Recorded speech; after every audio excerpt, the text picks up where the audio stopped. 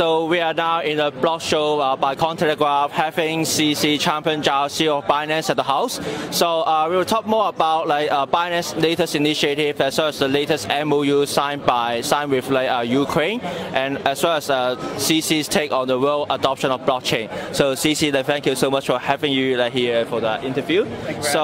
Thank you. So the first thing I think our readers are really interested to learn more about is that this morning you have announced that Binance have signed an MOU with Ukraine in terms of as a consultant on providing regulation. So can you share with us more details on this? So what kind of advice in regulation and expertise that Binance is going to provide? Okay. It's a fairly generic consulting MOU where if we are asked for advice, we will lend our expertise, our knowledge to the Ukrainian government for shaping the regulatory framework. I actually don't know the detailed questions we are being asked or we're helping, etc. So I actually don't know all the details just yet. And actually, I'm not directly, personally involved in that level of detail. So I apologize. I may not have all that kind of detail. Okay. No worries. As well as you've also announced the HTC integrated wallet function with Binance. Can you share with us more on this announcement?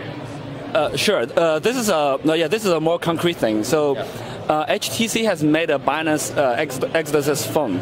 Yep. So on the phone, there's a secure element which is separate from the Android operating system.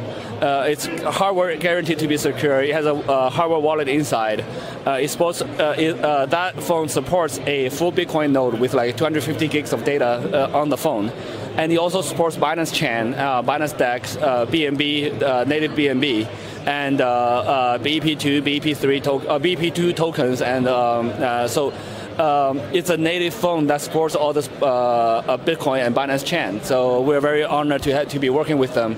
And I do believe that the mobile phone is a very key device acting as a wallet. That's the device we carry around with us every day. So I think that this is a very good progress for us and for HTC.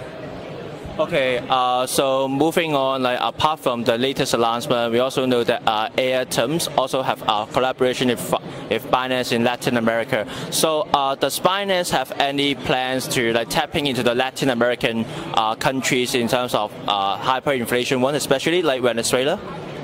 Sure. We're definitely interested in servicing everyone in the world where we can, and so we are looking at all the different countries or jurisdictions in the world, including Latin America. We are we're working either ourselves or with partners to figure out how to enable on-ramps, how to get our products customized into the local language, and go from there. So we are definitely looking at those areas.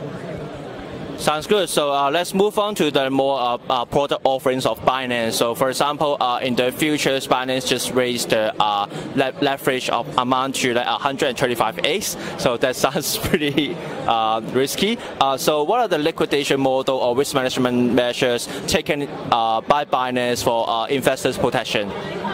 Sure. So the leverage, the amount of how much margin you give people, whether it's 20x or 125x, depends very heavily on liquidity. So this is the reason when we first launched, we only used 20x leverage. So because it was a new product, we wasn't sure how deep the liquidity will be and whether we can do deleveraging or liquidations properly. And but Binance futures have grown really, really tremendously. And right now, the single contract, the BTC futures, it has actually more trading volume than Binance.com spot combined for 170 different coins. So we feel that the liquidity is there, the trading volume is there. We can handle the higher leverage. So that's pretty much it. And I do want to put a very clear note that if you're first time trading futures, don't use such high leverage, and do not put all your money into one contract and in one order. So that's the wrong way to do it. So but experienced traders do ask for this higher leverage because this makes them it's cheaper for them to trade because they have less capital tied to trading. So it's a feature that's requested by many active traders, and we provide it. Sounds good. So another initiative in terms of product offering will be the Project Fitness. So can you share with us like the latest progress of Project Fitness, and does Binance has any plans to maybe launch a stablecoin paired with our renminbi? So in terms of the surging demand on like cryptocurrency, especially after the presidency's like push on the blockchain. Sure. So Binance is a project that we want to work with different governments, different large organizations to issue stable coins in different parts of the world. The first one interesting was actually BUSD. It's approved by the NYDFS, which is a very strong regulatory agency in the US. And interestingly, the Bermuda government is now accepts BUSD for taxes. So this is a government accepting tax payments in a stable coin on the blockchain, Binance USD, so which is pretty interesting. We hope to replicate that in other countries around the world. But honestly, for RMB, there are some there are a lot of other concerns working with banks and how to get the fiat on-ramp to be as smooth as possible. I don't think it's going to be released anytime soon. Especially for the effort of like DCEP, yeah. DCEP, yes. Yeah. So we're hoping that the DCEP may come out very soon, and that will be the central bank issued stablecoin, and that may solve all of our problems. But I'm speculating a little bit because until it's out, I don't know what it's going to look like. So, but we do. So no immediate plans for RMB stablecoin from us right now. But we are very open to work with any government, including the Chinese government, if they're willing to work with us. But things change very quickly. Right now, there's no fixed plan, but who knows? Something may happen. Yeah, so on a related note, like, what's your take on the DCEP? Like, maybe one of the major significance of DCEP is its replacement of the M0. So does it kind of somehow affect the adoption of cryptocurrencies? I think, yeah, so that's fairly limited information about DCEP. Yeah. If it's just used as M0, then that's not going to be a huge amount of impact. But I think eventually the overall goal is to have Chinese RMB to have more impact on the global ecosystem, right? So we're hoping that eventually it can be used as either, I'm not sure if it will be or can be used as a stable coin. We're kind of speculating right now a little bit. I actually don't know any information that's not public, so I know as much as you do. But from our perspective, if it gives people a larger degree of freedom and easier to transfer, easier to accept, then we'll definitely want to support it. If it's just M0, then it doesn't have too much to do with us. It's just banks using it. But regardless, I think a central bank issuing a digital currency is good for this industry, because if China does it, guess which who else? Everybody else have to do it, and this pushes all the countries to adopt cryptocurrency, which is great, which pushes our industry further. It forces education on everybody, all the government officials, anybody who's in the finance area, which is everybody, right? You want to manage your money. So all of these things are very, very positive. So whether the first version of that DCEP are going to be supported on a cryptocurrency exchange, I'm not sure. But overall, it's very positive. Okay, sounds good. So staking is another pretty interesting area for Binance to explore. So in Binance, how to estimate the annualized yield for different cryptocurrencies in self-staking, and also how does the participant in Binance can participate the governance process on staking? Sure. So the first, so staking, I think, is a fundamental thing that we need to provide. Every exchange should provide that. Yeah. The problem with centralized exchanges is that, number one, the centralized exchanges have the largest number of users. Yeah. So given ease of use and people choose to use more people choose to use centralized exchanges. And given that there's a large number of users storing their cryptocurrency with us, and we want to provide them with all the benefits that cryptocurrency offers them, including staking rewards, etc. So we do that for our users to the best we can. So this means any coin, the coins that have staking mechanisms, we try to implement it and just give it the staking rewards 100% to the users. So we don't make any money, we don't charge any fees. It's just a value-added service we provide. We believe that's a fundamental right for the guys who hold cryptocurrency with us to enjoy those benefits. It has some really interesting implications because it does encourage, now it gives less reason for people not to hold cryptocurrency with us, which helps our trading business anyway. So we love to do it. I think we're in a very strong position where we do have a strong revenue source from trading fees, and then we can subsidize all these businesses. We can support all these additional businesses this way.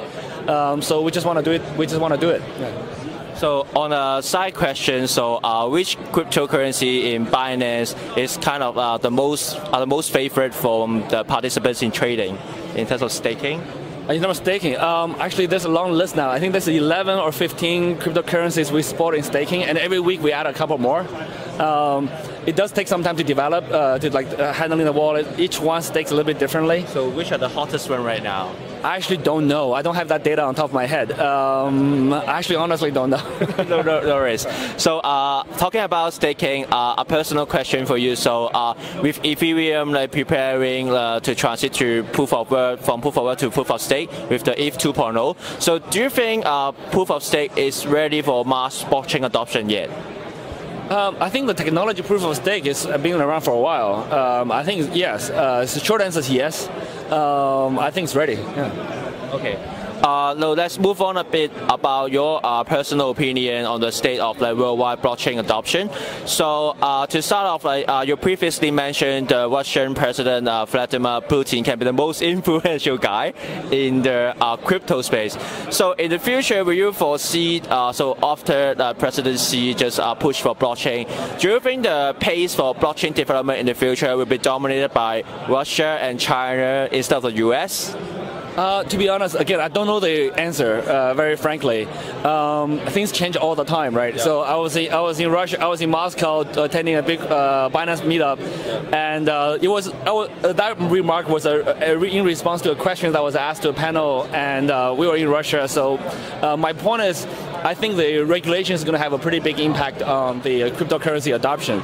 So I was saying Mr. Putin, but I totally did not expect 2 days later China's President Xi Jinping came out supporting it. So that's very positive.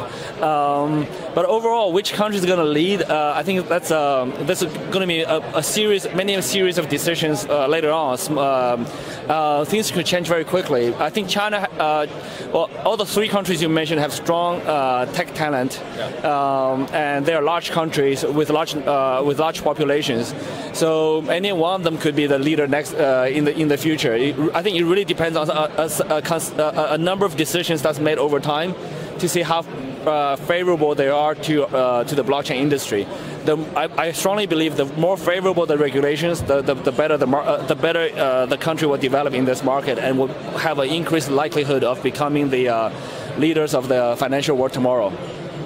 Awesome. So also talking about in Hong Kong, the Hong Kong SFC just issued a guideline on crypto exchanges. So what do you think, and do you think Binance will tap into the Hong Kong market pretty soon? I think the Hong Kong one, my understanding is deals mostly with securities, STOs, which we don't really deal with right now. STOs involve a lot of regulatory work, which is not our specialty right now. So what we typically want to do is we want to see some other people try it, and if it works, then we go second. So we typically adopt a situation because Binance is a little bit big. If we shift, that's gonna. Yeah, it's like a slightly bigger car or bigger bus. Yeah. It's kind of harder to sort of do more time for the transition. Yeah. So we typically like to have like other maybe smaller or other exchanges try it first, and we're happy to go second. Okay. So also talking about the social media giants that actively watching for blockchain. So in your opinion, what's your take on Facebook Libra, Telegram's Ton, and also like Credlin's Kakao? Do you think which one will gonna stand out? Again, I think the making my prediction is not going to be accurate anyway. So making just some general thoughts. The very easy to measure metric is how many users. So that's the metric that we follow very strongly. I think all of them have potential to have a large number of users. So if Libra or Ton, or if they can gain a large number of users, the exchange has no choice but to support them. And all three have very strong potential in that regard. But none of them are out just yet. So we want to see them coming out, and then we'll judge. So we don't really prejudge. So we got to wait for them to be out. Okay. So to summing up, can you share with us more like initiative of blockchain in Binance in 2020? Sure. I think right now, in the last 3 months or so, we released a lot of new products, futures, fiat exchanges, Binance US, P2P trading in China, etc. So our goal is to iterate on those products in 2020 and then get more users to use those products. I think as users are using them, they will give us feedback, and we have to iterate. So I think on the products coverage side, we have a decent coverage on number of products we service. We just got to move a bit deeper in each of the products and make sure we provide the best service we can. Also, like any new features for like Binance DEX? Yes, Binance DEX is actively being worked on by that small, not so small now. Like they got 50 to 70 developers now. So they do a hard upgrade every month or so. So they're on a monthly cycle. BP3 was like the last big one. They're working on a number of really interesting features. So that development is like that group. They're continuing. There's a lot of interesting stuff coming out. Okay, sure. So thank you so much, CZ, for today, for such an interesting sharing on the key initiatives of Binance, as well as his personal take on the world blockchain adoption. So really a pleasure to have it, CZ, here for the interview. So we'll see you in the next one. Thank you so much. Thank you.